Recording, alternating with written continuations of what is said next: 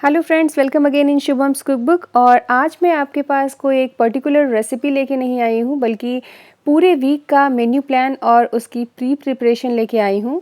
आज के इस बिज़ी और भागदौड़ वाली लाइफस्टाइल में हमें वीकडेज़ में मजबूरन कई बार खाना बाहर खाना पड़ता है, क्योंकि सुबह का टाइम बहुत ही बिज़ी होता है और शाम को भी ख़ास करके वर्किंग वुमेन्स जो होती हैं वो दिन भर के ऑफिस के काम और ट्रैवलिंग से इतनी थक जाती हैं कि शाम को उन्हें इतना ज़्यादा प्रिपरेशन करके घर का खाना बनाने की हिम्मत नहीं होती, तो फिर वो बाहर से ही कुछ ऑर्डर कर लेते हैं, जो कि इकोनॉमिकल भी नहीं होता और घर के खाने के जितना हाइजीनिक भी नहीं होता। तो आज मैं आपको इस वीडियो में यही बताने जा रही हूँ कि आप कैसे थोड़ी सी प्री प्लानिंग और वीकेंड्स पे थोड़ा सा प्रिपरेशन करके आप हर रोज़ घर का बना हुआ ब्रेकफास्ट, लंच और डिनर कर सकते हैं। तो चलिए शुरुआत करते हैं वीकली मेन्यू प्लान के लिस्ट से। तो सबसे पहले आप अपनी फैमिली के फूड हैबिट और पसंद के हिसाब से मंडे से लेके अगले संडे तक ब्रेकफास्ट, लंच और डिनर का चार्ट इस तरीके से बना लें कि ब्रेकफास्ट में आपको हर दिन क्या खाना है, लंच में क्या खाना है और डिनर में क्या बनाना है। इससे आपको सुबह सुबह उठ के ये सोचने में वक्त भी ज़ाया नहीं होगा कि मुझे ब्रेकफास्ट में क्या बनाना है, लंच में क्या बनाना है। ये मेन्यू पहले से ही डिसाइडेड रहेगा और उसके लिए आप प्रिपरेशन भी पहले से करके रखेंगे, जिससे कि आपका आधे से ज़्यादा काम पहले से होके रहेगा और सुबह के बिज़ी शेड्यूल में आप बड़ी आसानी से ब्रेकफास्ट और लंच घर पे बना लेंगे। तो सबसे पहले आप अपने मेन्यू के हिसाब से अपनी ग्रॉसरी की शॉपिंग फ्राइडे या सैटरडे को ही कर लें, और सबसे ज़्यादा वक्त हमें सब्जियों की सफाई और कटिंग और चॉपिंग में लगती है, तो सबसे पहले हम वो कर लेंगे। तो इसलिए इन सब्जियों को सबसे पहले धो लें और आधे घंटे एक साइड रख दें ताकि इनका जो एक्स्ट्रा पानी है वो सूख जाए। तो मैंने यहाँ पे भिंडी और बीन्स को धो के और आधे घंटे छोड़ दिया था, तो अभी इसका पानी ड्राई हो गया है। और ये कैबेज को भी मैंने धो लिया है और काटते वक्त इसका ऊपर का छिलका हम हटा देंगे।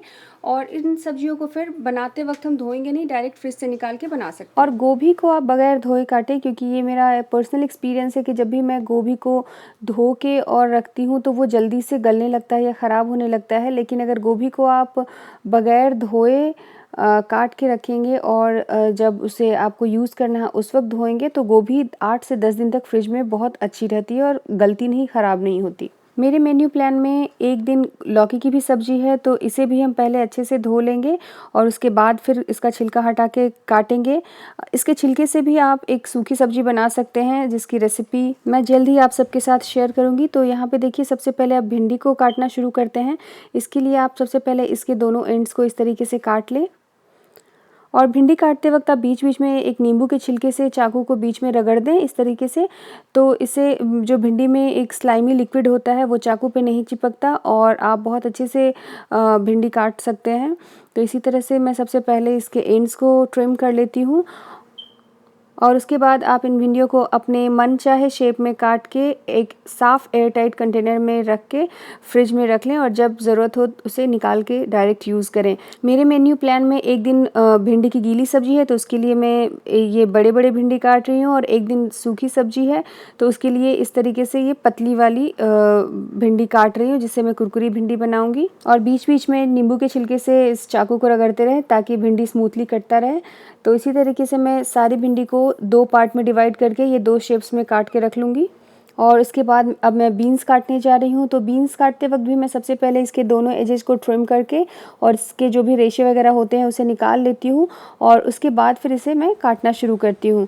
आप इसे डायरेक्ट इस तरह से चाकू से भी काट सकते हैं या फिर चॉपिंग बोर्ड पे काट सकते हैं। चॉपिंग बोर्ड पे ये बीन्स बड़ी आसानी से जल्दी कट जाते हैं, इसलिए मैं बीन्स को चॉपिंग बोर्ड पे ही काटना ज़्यादा प्रेफर करती हूँ। इसे 7-8 बीन्स को एक साथ लेके आप इस तरीके से काट सकते हैं और इसे भी काटने के बाद एक साफ़ एयर टाइट कंटेनर में भर के आप फ्रिज में रख दें और 1 हफ्ते तक ये बिल्कुल फ्रेश रहेगा। और यहाँ पे मैंने ये कैबेज को भी बारीक काट लिया है और इसे अब मैं एक साफ़ जिपलॉक बैग में भर के रख दूँगी और मुझे जब भी ज़रूरत पड़ेगी मैं इसे डायरेक्ट निकाल के बना सकती हूँ। मुझे कटिंग चॉपिंग और इसे वॉश करने की ज़रूरत नहीं होगी। जैसे कि मेरे मेन्यू प्लान में एक दिन पाव भाजी है, एक दिन कैबेज की सब्ज़ी है, तो इतना कैबेज इन दोनों रेसिपीज़ के लिए सफिशिएंट है। और इस तरह से कटे हुए कैबेज 1 हफ्ते से भी ज़्यादा दिन तक फ्रेश रहते हैं रेफ्रिजरेटर में। और यहाँ देखिए, गोभी को भी मैंने बगैर धोए इस तरह से बड़े बड़े फ्लोरेट्स में काट के रख लिया है और इसे भी अब मैं एक जिपलॉक बैग में भर के रख दूँगी। याद रखें, जब भी कोई सब्ज़ी आप किसी डब्बे या ज़िपलॉक में भर के रखते हैं तो वो बिल्कुल साफ़ और सूखे हों, वरना आपकी सब्ज़ियाँ ख़राब भी होने लग सकती हैं। मेरे मेन्यू प्लान में एक दिन गोभी की सब्ज़ी और एक दिन पाव भाजी है, तो इन दोनों रेसिपीज़ के लिए इतनी गोभी सफिशिएंट है। और अब मैं ये लौकी यानी कि बॉटल गार्ड को भी काट लूँगी। तो इसे मैंने अच्छे से धो के साफ़ कर लिया है पहले, और फिर इसके छिलके को छील के साइड में मैं रखती जाऊँगी, क्योंकि मुझे इसके छिलके से भी सब्ज़ी बनानी है।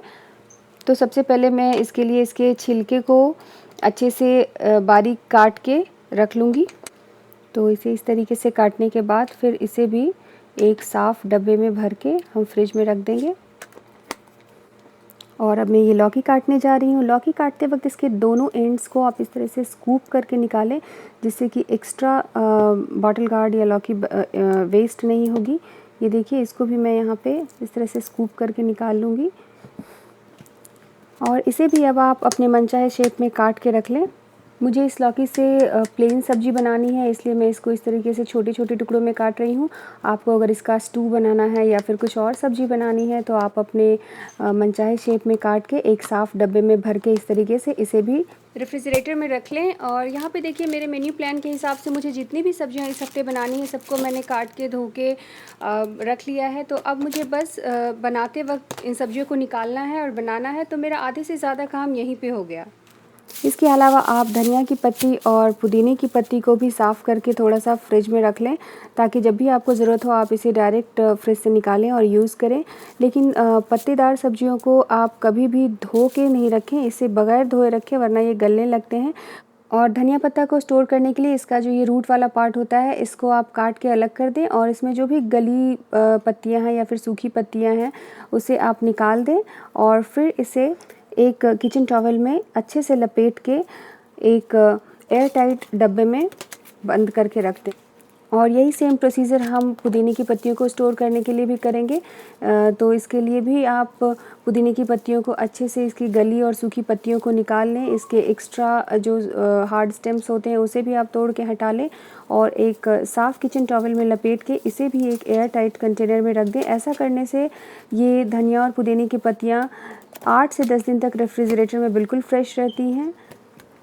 आप इसी सेम प्रोसीजर से मेथी के पत्तों को या फिर किसी भी लीफी वेजिटेबल को स्टोर करके रख सकते हैं। साथ ही मैं वीकेंड पे थोड़ा सा लहसुन भी छील के रख लेती हूँ, ताकि मुझे जब भी इसे काट के या पीस के डालने की ज़रूरत पड़े तो मैं डाल सकती हूँ। और आप चाहे तो इसका पेस्ट भी बना के रख सकते हैं। साथ ही मैं थोड़ा सा स्प्राउट मूंग बीन का स्प्राउट बना के रखती हूँ, जो कि मैं दोपहर के सैलड के लिए यूज़ करती हूँ, या फिर आप सुबह के नाश्ते में भी इसका यूज़ कर सकते हैं। ये बहुत हेल्दी ऑप्शन होता है। इसके साथ ही मैं कुछ आलू को बॉईल करके भी फ्रिज में हमेशा रखती हूँ, ताकि मुझे जब भी इससे कुछ बनाना हो, जैसे मेरे मेन्यू प्लान में पोहा है, उसमें मुझे डालने की ज़रूरत पड़ेगी तो मुझे पोटैटो बॉईल करने के लिए एक्स्ट्रा टाइम नहीं लगेगा। साथ ही मेरे मेन्यू प्लान में एक दिन आलू पराठा है, तो उसके लिए भी मैं पहले से तैयारी करके रख लूँगी। तो 3 आलू को मैं आलू पराठा की स्टफिंग बनाने के लिए इसे ग्रेट करके और थोड़ा सौते करके रख लूँगी, ताकि जब मुझे आलू पराठा बनाना हो तो मुझे उसके लिए स्टफिंग तैयार करने में एक्स्ट्रा टाइम ना लगे। और 3 आलू को मैंने बग़ैर छीले ही रखा है। उसमें से 1 आलू मैं पोहा बनाने के लिए यूज़ करूँगी और 2 आलू का इस्तेमाल मैं पाव भाजी बनाने के लिए करूँगी। तो यहाँ देखिए, आलू पराठा बनाने के लिए मेरी आलू की स्टफिंग भी तैयार हो गई है, और अब इसे रूम टेम्परेचर पे ला के फिर इसे एक एयर टाइट कंटेनर में भर के फ्रिज में रख देंगे।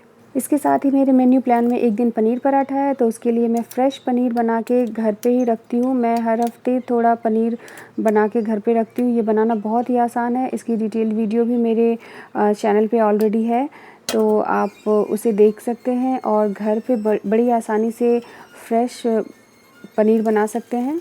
घर के बने हुए पनीर में कोई प्रिजर्वेटिव नहीं मिला होता, और साथ ही ये इकोनॉमिकल भी होता है।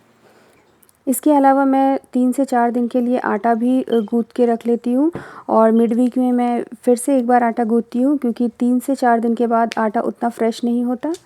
और आटा गूँथने के बाद इसे मैं इक्वल पार्ट्स में डिवाइड करके रख लेती हूँ, कि मुझे जितना एक दिन आटा निकालना होता है उतना मैं एक पार्ट बना के रखती हूँ, ताकि मैं उतना ही आटा फ्रिज से निकालूँ जितना मुझे बनाना है। क्योंकि बार बार फ्रिज से आटा को निकाल के रूम टेम्परेचर पे लाने और फिर उसी आटा को फ्रिज में रखने से आटा जल्दी ख़राब होने लग जाता है। इसके साथ ही मैं एक 2 लीटर के डब्बे में इडली, डोसा और उत्तपम के लिए बैटर भी बना के रखती हूँ, क्योंकि मेरे मेन्यू प्लान में एक दिन इडली होता ही है और ब्रेकफास्ट में उत्तपम भी होता है, और ये एक हफ़्ते तक आराम से चल जाता है। इडली डोसा बैटर बनाने की रेसिपी ऑलरेडी मेरे चैनल पे है, जिसका लिंक मैं नीचे डिस्क्रिप्शन बॉक्स में डाल दूँगी, आप चाहें तो उसे भी एक बार ज़रूर देखें। और इसके अलावा मैं एक ग्रीन चटनी वीकेंड्स पे हमेशा बना के फ्रिज में रखती हूँ, जो कि पूरे हफ्ते काम आता है, चाहे वो धनिया पुदीने की चटनी हो या फिर कच्चे आम और पुदीने की चटनी हो। ये रोटी या राइस या पराठे किसी के साथ भी बहुत टेस्टी लगता है। और इसके अलावा मैं थोड़ा दही भी जमा के रखती हूँ, फ्रेश दही घर पे, जो कि 3 से 4 दिन तक चलता है, और मैं मिड वीक में फिर से एक बार दही बनाती हूँ। आप चाहे तो पूरे हफ्ते के लिए भी दही बना के रख सकते हैं, और थिक और क्रीमी दही घर पे बनाने की भी रेसिपी मेरे चैनल पे है। इसके अलावा मेरे मेन्यू प्लान में एक दिन ब्रेकफास्ट में उपमा है, तो उसके लिए मैं सूजी को यानी कि सेमोलिना को थोड़ा सा 7-8 मिनट तक ड्राई रोस्ट करके रख लूँगी, ताकि उपमा बनाते वक्त मुझे ज़्यादा टाइम नहीं लगेगा। मैं बस थोड़ी सी सब्जियों को सौते करूँगी और उसमें ये सूजी डाल के फटाफट उपमा बन जाएगा। तो इसे आप ड्राई रोस्ट करके इसे रूम टेम्परेचर पे लाके एक एयर टाइट कंटेनर में भर के रख लें। इसके अलावा मेरे मेन्यू प्लान में एक दिन ब्रेकफास्ट में ओट्स का उत्तपम है, तो इसके लिए ओट्स को भी ड्राई रोस्ट करके और इसे इस तरह से थोड़ा सा ग्राइंड करके पाउडर फॉर्म में करके इसे भी मैं एक एयर टाइट कंटेनर में भर के रख लूँगी। तो देखा फ्रेंड्स, इसी तरह अगर आप भी वीकेंड्स पे थोड़ी सी प्री प्लानिंग और प्रिपरेशन करके रखेंगे, तो पूरे हफ्ते आप बिज़ी शेड्यूल में भी घर का बना हुआ खाना खा सकते हैं, और वो भी बिना किसी ज़्यादा परेशानी के। तो फ्रेंड्स, मैं आप सबसे रिक्वेस्ट करूंगी कि आप एक बार ज़रूर इस वीकली मेन्यू प्लान के कॉन्सेप्ट को अपने डेली रूटीन में अपनाइए, आपको ज़रूर फ़ायदा होगा। मुझे पर्सनली वीकली मेन्यू प्लान बनाने से खुद के लिए बहुत टाइम मिलता है, इसीलिए मैंने इस कॉन्सेप्ट को आप लोगों के सामने इस वीडियो के ज़रिए मैं लेके आई हूँ। और आपको मेरा ये वीडियो कैसा लगा, इसके बारे में प्लीज़ आप मुझे कमेंट सेक्शन में लिख के बताइए, ताकि मैं इसी तरह की और भी वीडियोस बना सकूं, या फिर इसमें कुछ इम्प्रूव करना है तो वो कर सकूं। और अगर आपको मेरा ये वीडियो पसंद आता है तो प्लीज़ इसे लाइक करिए, शेयर कीजिए अपने सोशल मीडिया पे, और अगर आपने अभी तक मेरा चैनल सब्सक्राइब नहीं किया है तो प्लीज़ मेरा चैनल सब्सक्राइब करिए। ये आपकी तरफ से मेरे लिए एक छोटा सा गिफ्ट होगा। फिर मिलूंगी आपसे एक नई रेसिपी या फिर कुछ ऐसे किचन के इंपॉर्टेंट टिप्स एंड ट्रिक्स के साथ। तब तक के लिए बाय।